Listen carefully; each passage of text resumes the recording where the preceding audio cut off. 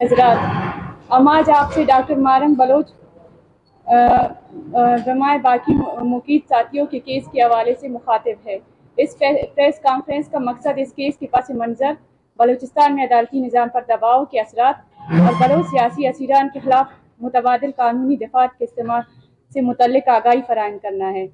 Doctor Marang Bloch को 22 मार्च को कोयटा के इलाके सरियाब से उस वक्त हिरासत में लिया गया जब वो फोर्सेस की जारहाना क्रैकडाउन के नतीजे में शहीद होने वाले 2 नौजवानों की मैयतों के साथ पुरअमन धरने में शरीक थी। पुलिस ने धरने पर ताकत का इस्तेमाल करते हुए न सिर्फ मैयतों और इनके लवाकिन को गिरफ्तार किया बल्कि doctor Marang Bloch, Bibu Bloch और 2 दीगर खवातीन को भी हिरासत में लिया गया। गिरफ्तारी के पहले रोज कोई वजह बयान नहीं की गई। ताहम अगले रोज जिलाई इंतजामिया ने मीडिया पर ब्रीफिंग में इतला दी कि डॉक्टर मारंग बलोच को सेक्शन 3 MPO के तहत हिरासत में लिया गया है। हम इस मौके पर यह वजाहत करना चाहते हैं कि 3 MPO एक कानूनी अमल है जिसका नफाज 2011 में के एक्ट के तहत किया जाता है।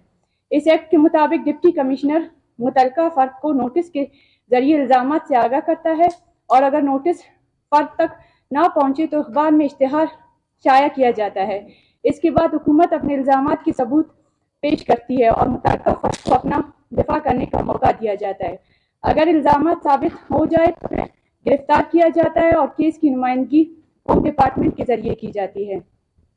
लेकिन डॉक्टर मारंग बलोच के केस में दफा 3 और 6 के तहत दरकार कानूनी तकाजे पूरे नहीं किए गए, यानी MPO एक्ट 2011 की मुकम्मल पैरवी नहीं की गई, जिस बिना पर हमारा मुतालबा था कि DC का जारी करदा नोटिफिकेशन गैर कानूनी करार देकर इसे खारिज किया जाए।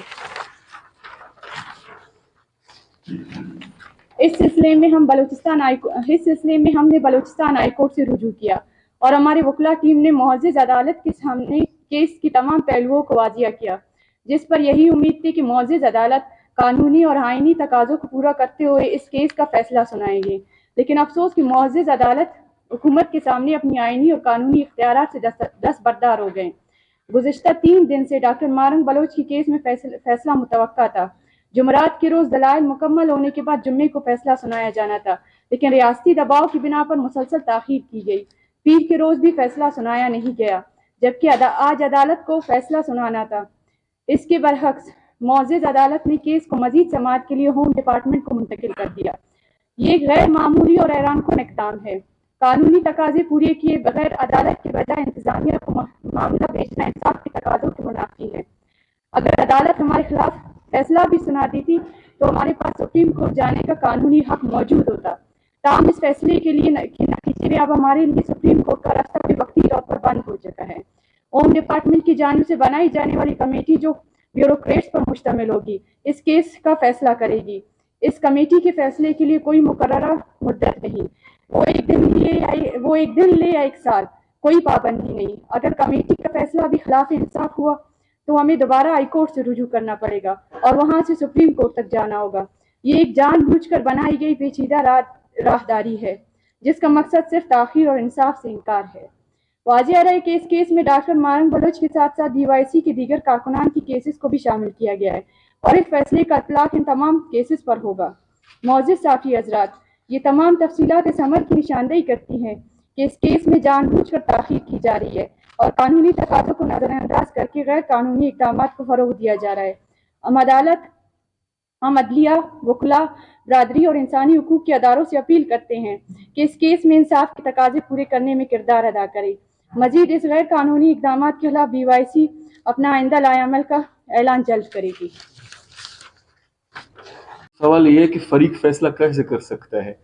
हम DC को और ब्यूरोक्रेसी को इस हवाले से इसलिए फरीक समझते हैं कि नोटिफिकेशन उनकी जानिब से जारी किया गया है।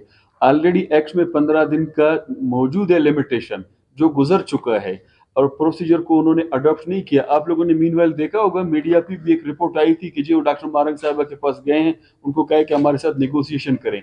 तब भी हमारा मौक़िफ़ है कि फरीक और वो फरीक जो बंदूक के जोर पे कोई अगर फैसला करवाना चाहता है तो उससे क्या नेगोशिएशन हो सकती है। कोर्ट को कम से कम इसकी हद तक टाइम पीरियड जो है वो भी देना चाहिए था। ऑलरेडी 4th शेड्यूल का केस इंक्लूडिंग डॉक्टर मारंग साहब और बहुत से पेंडिंग है। उस कमेटी ने उस पर भी कोई फैसला नहीं किया और उन्होंने कहा कि जी बाहर से जो रिपोर्ट्स हैं उस रिपोर्ट्स की बुनियाद पर हम 4th शेड्यूल को برقرار رکھتے ہیں، اور وہ بھی آنریبل ہائی کورٹ کے سامنے پینڈنگ ہے. تو اس پہ ایکسپیکٹیشنز رکھنا یہ بالکل اسی طرح ہے کہ ڈاکٹر اپنے کلینک سے فیصلہ کرے کہ اس مریض کو کہیں اور لے کے جاؤ. ہائی کورٹ کا کام ہے انصاف دینا، وہ کہتا ہے جی کمیٹی کے پاس لے کے جاؤ. تو پھر انصاف کی تقاضے پورے نہ ہوئے اس طرح. اچھا، ہم اس یہ بتا دیجیے کہ ایک گاؤں میں دیکھا ہے کہ